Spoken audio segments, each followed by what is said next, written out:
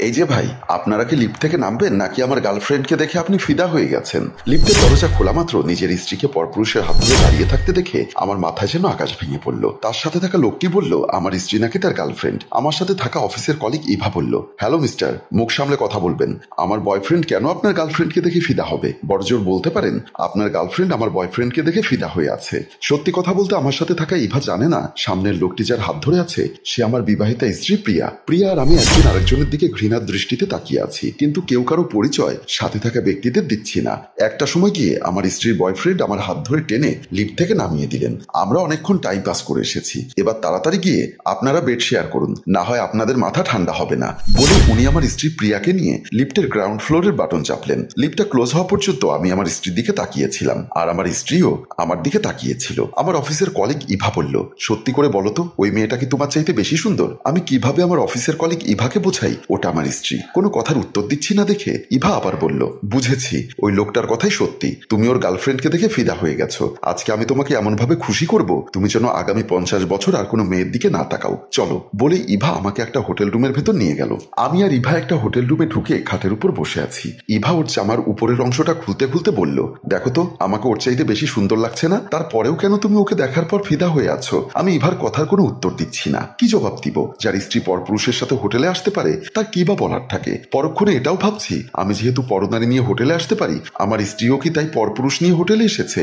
আমাকে আনমো না দেখে ইভা আবার বলল, অফিস থেকে 2 ঘন্টা ছুটি নিয়ে তোমাকে নিয়ে হোটেলে এসেছি শুধুমাত্র তোমাকে খুশি করার জন্য, আর তুমি কিনা হোটেলে এসে অন্য একটা মেয়েকে দেখে টাসকি খেয়ে বসে আছো। এটা কিন্তু আমার মোটেও ভালো লাগছে না। আমি এবার নীরবতা ভেঙে বললাম, হঠাৎ করে আমার কিছুই ভালো লাগছে না, চলো আজকে অফিসে ফিরে যাই, অন্য একদিন আসবো। আমার কথা শুনে ইভা তেলে বেগুনে জ্বলে বলল, এজন্যই কি তুমি অফিস টাইমে আমার কেবিনে এসে এসব বলেছিলে? কি বলেছিলাম মনে করে দেখো? মনে পড়ছে না? চেষ্টা করো। সত্য কথা বলতে নিজের বউকে পরপুরুষের সাথে হোটেলে দেখে কারই বা স্মৃতিশক্তি ঠিক থাকে? তবুও আমি অফিসের সেই ঘটনা মনে করতে লাগলাম।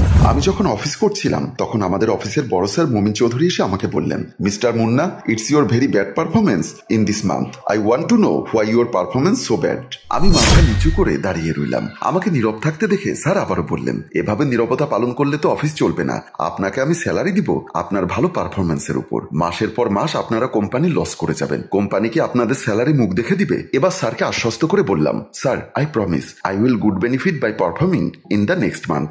আমার কথায় আশ্বস্ত হয়ে স্যার বললেন, ওকে, বাট রিমেম্বার ইট বলেই স্যার চলে গেলেন। আমি বুঝতে পারলাম একঘেয়েমি মনে ভালো পারফরমেন্স করা যায় না। এই মুহূর্তে আমার ফ্রেশ মুডের দরকার, তাই নিজেকে রিফ্রেশ করার জন্য উক্ত অফিসের আমার কলিগ ইভাকে দরকার। ওর সাথে আমার একটা গভীর সম্পর্ক রয়েছে। ও যেরকম ওর স্বামীর কাছে পরিপূর্ণ সুখ পায় না, আমিও ঠিক তেমনি আমার স্ত্রীর কাছে পরিপূর্ণ শান্তি পাই না। তাই আমাদের দুজনের মধ্যে একটা সম্পর্ক তৈরি হয়ে গেছে। আমরা যখনই মন চায় একটা হোটেলে গিয়ে কিছুক্ষণ টাইম স্পেন্ড করে আসি। এখনই ইভাকে দরকার, তাই ইভার কেবিনের দিকে চলে গেলাম। ইভার কেবিনের পর্দা সরাতেই দেখলাম ইভা আমার অফিসের আরেকজন কলিগ সাইফুল ভাইয়ের সাথে হেসে হেসে কথা বলছেন। সাইফুল ভাই কথা বলছেন তো বলছেন, হাসতে হাসতে ইভার গায়ে চাপড়াতে চাপড়াতে কথা বলছেন। ইভা বিষয়টাকে ওভাবে মাইন্ডে না নিলেও আমার মাইন্ডে লেগেছে। এটাই মনে হয় স্বাভাবিক। মানুষ বলে এক কুকুর আরেক কুকুরকে দেখতে পারে না। যদিও বা এই মুহূর্তে নিজেকে নিয়ে এর চাইতে ভালো কোনো কমপ্লিমেন্ট আমার পক্ষে দেওয়া সম্ভব না। আমি একটু করে গলার ঝাড়ি দেওয়াতে দুজনের চোখ পড়লো আমার দিকে। আমাকে দেখে সাইফুল সাহেব হাসতে হাসতে বললেন, আসুন মুন্না ভাই আসুন, ইভার মুখে শুনুন ওর হাজবেন্ড কাল কি করেছে। বলেই সাইফুল ভাই আরো জোরে জোরে হাসতে লাগলেন। আমি তো জানি ইভা নিশ্চয়ই তার হাজবেন্ডের বিরুদ্ধে বদনাম করবে, যেটা সচরাচর সবার কাছে করে বেড়ায়। মাঝে মধ্যে ওর হাজবেন্ডের জন্য মায়া লাগে। মনে হয় ওনার মতো কপাল পোড়া লোক এই পৃথিবীতে আর দ্বিতীয়টি নেই, যার স্ত্রী তাকে নিয়ে জীবনে কখনো প্রশংসা করেনি। সবার কাছে শুধু নিজের স্বামীর বদনামি করে গেছে। আমি যখন কথাগুলো ভাবছিলাম তখনও সাইফুল সাহেব হেসে লুটোপুটি খাচ্ছে। এই লোকটার একটাই স্বভাব, কেউ ওনার দিকে তাকালেও হাসে, আবার ওনার দিকে না তাকালেও হাসে। লোকটার মনে হয় হাসু রোগ আছে। আমি সাইফুল ভাইকে থামিয়ে দিয়ে বললাম, সাইফুল ভাই আপনাকে বড় স্যার খুঁজছে মনে হয়। বড় স্যারের কথা শুনে সাইফুল ভাই এবার হাসি থামিয়ে বললেন, আপনি কিভাবে জানেন? একটু আগে বড় স্যার আমার চেম্বারে এসেছিল। ব্যাড পারফরমেন্সের জন্য আমাকে কতক্ষণ শাসিয়ে গেছেন। সেখানে আপনার নামও বলেছেন। আপনিও নাকি এ মাসে খারাপ পারফরমেন্স করেছেন। একে তো আপনার খারাপ পারফরমেন্স, তার উপর বড় স্যার যদি আপনার চেম্বারে গিয়ে আপনাকে না দেখতে পায় তাহলে চাকরিটাই যেতে পারে। আমার কথা শুনে সাইফুল ভাই তাড়াতাড়ি উঠে ওনার চেম্বারের দিকে চলে গেলেন। ইভা আমার দিকে তাকিয়ে বললেন, মিথ্যা কথা বলে সাইফুল ভাইকে তাড়িয়ে দিলে কেন? খারাপ পারফরমেন্সের জন্য আমাকে বকেছেন এটা ঠিক, তবে ওনার নামটা এখানে জুড়িয়ে না দিলে উনি এখানে এখান থেকে যেত না, আর আমিও তোমাকে একা পেতাম না। আমাকে একা পেয়ে লাভ কি? মুড ফ্রেশ করতে হবে। এখানে না, আমরা মাঝে মধ্যে যে হোটেলে যাই ওই হোটেলে। অফিস টাইমে যাবো কিভাবে? 2 ঘন্টার ছুটি নাও, কোনো একটা অজুহাত দেখাও, আমিও 2 ঘন্টার ছুটি নিব। আজ হঠাৎ করে অফিস টাইমে যেতে চাচ্ছ? ব্যাপার কি? ব্যাপার কিছু না, মুড অফ, এজন্য যেতে চাচ্ছি। এখন যাবে কিনা বলো, না হলে থাক। মুড তো খারাপ আমার, তোমার তো না। আসলে কপালটাই আমার খারাপ। ঘরের বউটাও কোনো কাজের না, কোনো ধরনের সুখ আমাকে দিতে পারে না। অনেক বড় আশা নিয়ে তোমার সাথে সম্পর্কে জড়িয়েছি, তুমিও একই। একটা না আমার কথাগুলো শুনে ইভা বলল, ওয়েট ওয়েট, আমি কি কখনো তোমাকে না করেছি? যখন তুমি আমাকে নিয়ে যেখানে যেতে চেয়েছো আমি কি তোমার সাথে যাইনি? তাহলে কেন শুধু শুধু তোমার বউয়ের কথা বলে আমার মুডটাই নষ্ট করো? দাঁড়াও, আমি স্যারের কাছে গিয়ে দেখি, যেভাবে পারি ছুটি নিব, তুমি রেডি হও। বলে ইভা উঠে চলে গেল। আমি জানতাম ইভাকে আর কোনোভাবে কাবু করতে না পারলেও আমার বউয়ের কথা বললে সে যেভাবে পারে রাজি হয়। আমি বুঝতে পারি ইভা মনে মনে আমার স্ত্রীকে প্রচন্ড জেলাস করে, আর আমিও সুযোগটা নিই। আমাকে আনমনা থাকতে দেখে ইভা বলল, এবার মনে পড়েছে তো? নিজের মুড ফ্রেশ করতে এসে আমার মুডটাই নষ্ট করে দিচ্ছ। প্লিজ বোঝার চেষ্টা করো। সত্যি বলছি, ওই মেয়েটাকে দেখে আমার মুড নষ্ট হয়নি, হঠাৎ করে খারাপ লাগছে। তার মানে আজকে আর কিছু করবে না?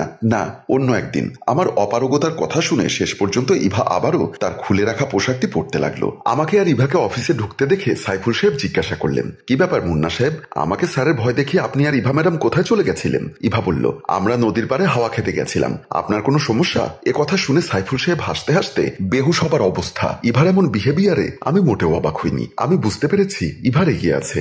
রেগে থাকারই কথা। ডেটিং করতে গিয়ে যদি ফিরে আসতে হয়, সবার মেন্টালিটি এমনই হবে। তবে আমার মাথায় ঘুরপাক খাচ্ছে আমার বউ এবং তার সদ্য আবিষ্কৃত বয়ফ্রেন্ডের কথা। আমি সাইফুল সাহেবের কোনো কথা জবাব না দিয়ে আমার চেম্বারের দিকে চলে গেলাম। কি ব্যাপার ভাই, আমার কথা জবাব না দিয়ে আপনি চলে যাচ্ছেন? বলে আবারও হাসতে লাগলেন। লোকটার হাসি অন্যদিন আমি উপভোগ করলেও আজ আমার প্রচন্ড বিরক্ত লাগছে। লাগারই কথা, কারো বউকে যদি কেউ পরপুরুষের সাথে হোটেলে দেখে তাহলে তার মেন্টালিটি কেমন হবে সেটা আপনারা কিছুটা অনুভব করতে পারছেন। তাই আমি সাইফুল সাহেবের দিকে এক নজরে চেয়ে আবারও চেম্বারে ঢুকে গেলাম। চেম্বারে ঢুকতেই দেখলাম মোমেন স্যার আমার চেয়ারে বসে আছেন। আমাকে দেখে সাথে সাথে বললেন, সকালবেলা এসে আপনাকে কতগুলো কথা বলে গেলাম, অথচ আপনি কানেই নিলেন না। এরপরও প্রায় 3.25 ঘন্টা কোথায় হারিয়ে গেলেন? আমি কোনো কথা না বলে মাথা নিচু করে রইলাম। আমার মনের উপর ঝড় বয়ে যাচ্ছে। এ কথা আমি কাউকে বোঝাতে পারছি না। নিজের স্ত্রীকে পরপুরুষের সাথে হোটেল রুমে দেখলে কারই বা মনের অবস্থা ভালো থাকে। আমার নীরবতা দেখে স্যার আবার বলল, অফিস তো আর আপনার নিয়মে চলবে না, অফিস চলবে অফিসের নিয়মে। এই নিন লেটার, আপনাকে চাকরি থেকে অব্যাহতি দেওয়া হলো। বলে স্যার একটা চিঠি আমার হাতে ধরিয়ে দিলেন। স্যার চলে গেলেন। আমি দাঁড়িয়ে ভাবছি,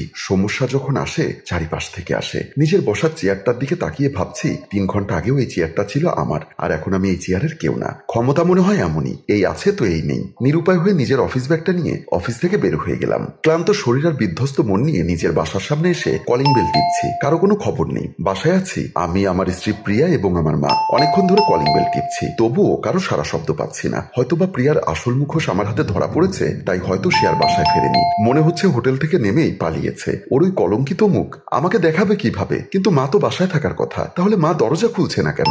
আবারও কলিং বেল টিপতেই মা এসে দরজা খুলে দিলেন। আমি রুমে ঢুকে গেলাম। মা জিজ্ঞাসা করলো, কি রে বাবা, আজ এত তাড়াতাড়ি অফিস থেকে চলে আসলি যে? আমি একটা দীর্ঘশ্বাস ছেড়ে মাকে বললাম, আমার চাকরিটা চলে গেছে মা। বলে আমি আমার নিজের রুমের দিকে চলে আসলাম। রুমে এসে অফিস ব্যাগটা খাটের একপাশে রেখে বিধ্বস্ত মন নিয়ে পরাজিত সৈনিকের মতো খাটের উপর শুয়ে পড়লাম। সবকিছু কেমন জানি এলোমেলো লাগছে। প্রিয়াকে দেখছি না। হয়তোবা আমি যেটা ভেবেছি সেটাই। সে হয়তোবা বাসায় আসেনি, আসবেই বা কেমন করে? তাকে যে আমি পরপুরুষের সাথে হোটেলে দেখেছি, তাই হয়তোবা ওই মুখ আমাকে দেখাবে না। নানা টেনশন নিয়ে শুয়ে আছি। পায়ের জুতোটা খোলার শক্তিও আমার নেই। মরার উপর ফাড়ার ঘাড়ের মতো। চাকরিটাও চলে গেছে। এমন সময় বাথরুমের দরজা খোলার শব্দ পেলাম। বিছানা থেকে মাথা তুলে দেখলাম আমার স্ত্রী প্রিয়া গোসল করে বাথরুম থেকে বের হচ্ছে। আমাকে দেখে হাসতে হাসতে আমার সামনে এসে দাঁড়ালো। আমি অবাক হয়ে ভাবছি, কেমন নির্লজ্জ বেহায়া মেয়ে। কিছুক্ষণ আগে পরপুরুষের হাত ধরে হোটেলে দাঁড়িয়ে থাকতে দেখলাম, আর এখন 32টা দাঁত কেলিয়ে আমার সামনে এসে দাঁড়িয়ে আছে। এমন মেয়েকে কি করতে ইচ্ছা করে আপনারাই বলুন তো। হ্যালো ভিউয়ার্স, এরপর কি হতে পারে অনুমান করে কমেন্ট বক্সে লিখে জানান। আর এই গল্পের দ্বিতীয় পর্ব দেখতে চাইলে অবশ্যই বেশি বেশি করে কমেন্ট করুন। আপনাদের কমেন্টের উপর ভিত্তি করে আমরা এই গল্পের দ্বিতীয় পর্ব নিয়ে আপনাদের সামনে হাজির হব। আর গল্পটি ভালো লাগলে এক্ষুনি শেয়ার করে দেওয়ার অনুরোধ রইল। ধন্যবাদ।